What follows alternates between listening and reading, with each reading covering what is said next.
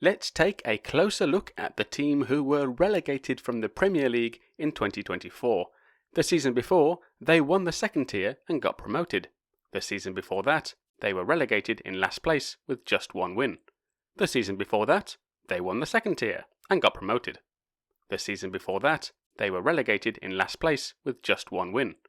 With more ups and downs than a yo-yo on the Mitchness helicopter, this is Veraball and this is Skála.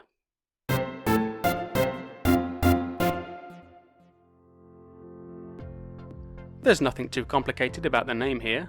Skála ÍF is the full name of the club, and Skála is the same name as the village they're in. There's that word ÍF again, which we've said before, but I'll say again, means sports club. They were set up in 1965 and used to have this crest. Their old crest isn't great, but then they discovered the power of clip art and changed it to this. And honestly, I've never really liked it. Happily, for 2024, they have a brand new shiny crest, brilliant orange, with the head of a ram and the year of formation beneath. Before the side was formally set up in 1965, football and rowing were the two sports of the village.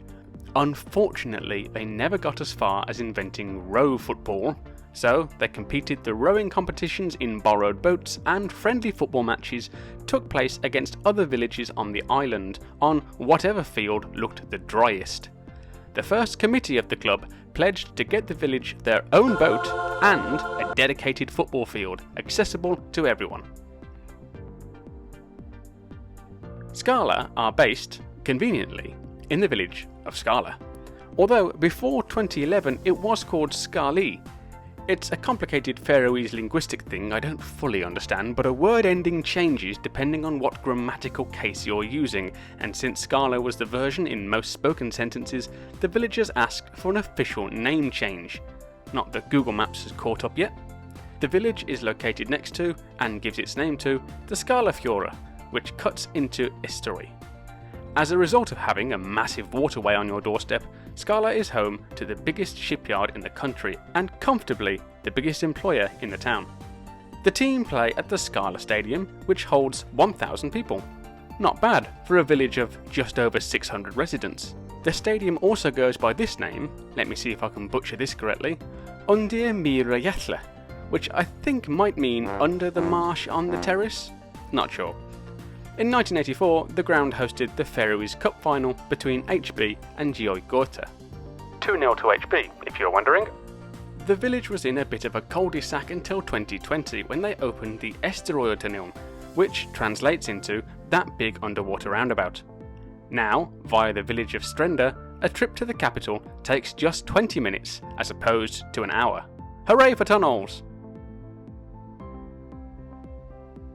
Skála bumbled along in the lower leagues until 1988 when they made their first appearance in the second tier. They got relegated a couple of times back to the third tier, and then in 2000 and 2001, 2 promotions in a row took them to the top flight for the first time. And after just surviving relegation for a couple of years, they pulled off a couple of surprises by finishing third in 2004 and then second in 2005, just 4 points off the title. That 2005 season, by the way, was the first season where the 10 teams played each other 3 times, so an 18-game season turned into a 27-game season. By the end of it, Skála, HB and NSOI all finished on 50 points, but it was Skála who got the silver medal on head-to-heads. Because of these finishes, they got to 2 European competitions, arguably their all-time high point. This is as high as they'd get, as they failed to even score a goal, losing 3-0 to Finnish side Tampere United in the Intertoto Cup, and then 4-0 to Norwegian side Start in the UEFA Cup. The glory days would not last. Just 4 years after playing in Europe, Skála were back playing in the third tier. They got themselves back up, spent another 5 years in the top flight, with 3 consecutive 6th placed finishes, before getting relegated, promoted again, and relegated again, and promoted again, and relegated again. Exciting team, Skála. You're never quite sure what division you might be in from one year to the next. One of Skála's long-term faces is Jonhard Frederiksberg. He made his debut for Skála back in 1996 as a fresh-faced 16-year-old. His goals were a big part in getting them into Europe, and it earned him a move to NSI Runeberg, where he immediately helped them win their first, and so far only, league title. After many years and many goals at NSI, he moved back to Skála in 2016 and played his last game for the club at the age of 41. He has, though, been turning out for the reserves, playing 3 games in the 3rd tier this season. One of those was a 2-2 draw against B68 top tier reserves, where he played alongside his son, Jakob Pauli Frederiksberg. 20-year-old Jakob made his debut for Skála in 2023 and has been a regular face in the Skála defence this season.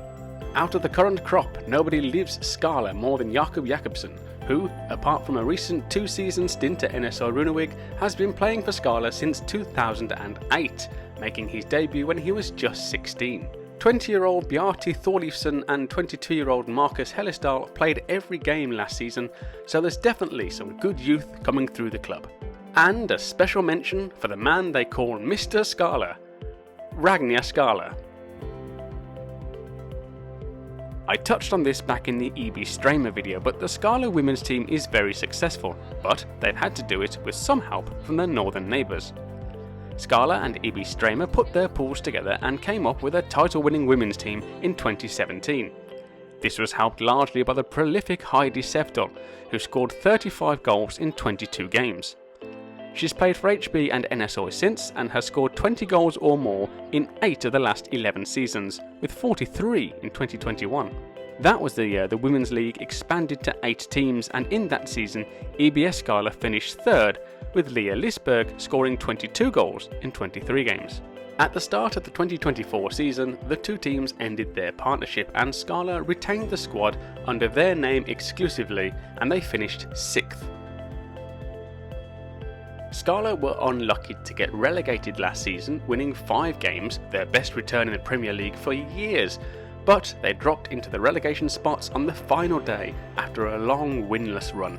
It means for the 6th season in a row they will be in a different division than the one prior, with their only promotion competition next season being B71, Are Ska and IF, and their track record in this division in recent years being pretty good.